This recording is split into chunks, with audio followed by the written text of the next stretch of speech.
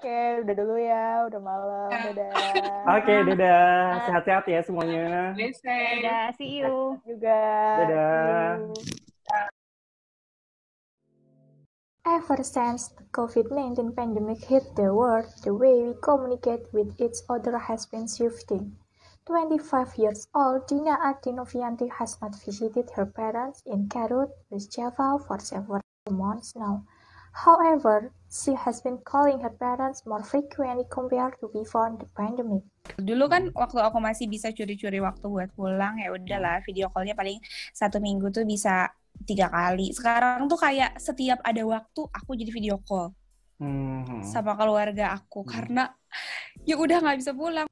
With the pandemic showing no sign of receding in the near future, we are still likely to rely on virtual meetings to interact with others. However, some limitations may keep us from regularly communicating with our loved ones, such as signal disruption.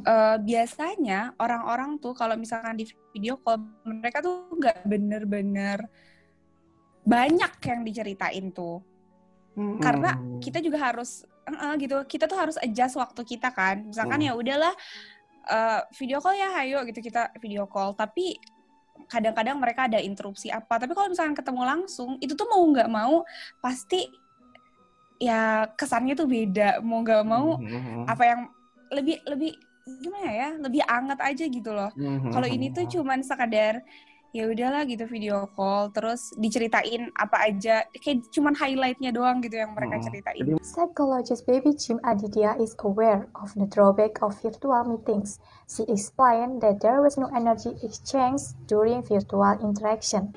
Karena dalam pertemuan virtual memang emosi berupa ekspresi terlihat, tapi rasanya kurang gitu ya. Dan dalam komunikasi kan kita tahu bahwa komunikasi itu bukan hanya verbal atau kata-kata. Non-verbal messages also play a role in our communication.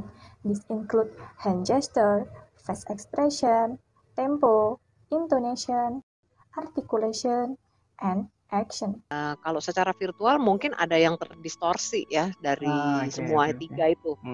Mungkin karena jarak ya, karena mungkin jaringan tidak begitu sempurna sehingga ekspresi itu tidak seluruhnya tertangkap misalnya, atau gesture nggak seluruhnya kelihatan kan. Virtual interaction might cause people to feel more lonely, but Baby said it is not so different from face-to-face interaction, where can feel lonely to despite being in the middle of a crowd. Kita kumpul-kumpul sama teman kita di warung kopi, ber-6, ber-8, ber-10, tapi masing-masing sibuk sama handphonenya masing-masing. Kita sibuk sama yang jauh, instead of sibuk sama yang deket kita. Mbok bertegur sapa, lu tadi gimana?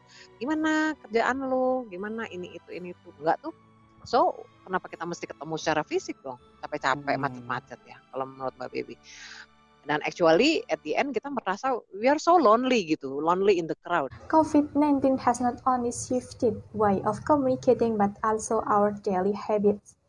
Before the pandemic, Dea was a frequent coffee shop visitor. Persis di sebelah Plaza Senayan, jadi sebenarnya hampir tiap hari nongkrong. Karena sekedar ngopi ke Starbucks atau ke food court atau ke restoran, dan itu juga kadang bosku tuh tipikal orang yang laid back kan, jadi dia sebenarnya lebih suka ngobrol-ngobrol santai, ngomongin soal kerjaan secara nggak serius, sehingga kita lebih sering makan siang di luar. Jadi kalau seminggu bisa dikatakan 3-4 kali, ya hampir tiap hari. Dan tentunya selama pandemi itu berarti kultur makan-makan itu hilang gitu ya, Dea? Makan-makan di luar itu tentunya. Iya, benar-benar hilang. This change of culture has affected many coffee shops, including the Lung Kopi in Tebet, South Jakarta. They have suffered a decline in sales because of Jakarta's large-scale social restriction or PSBB policy.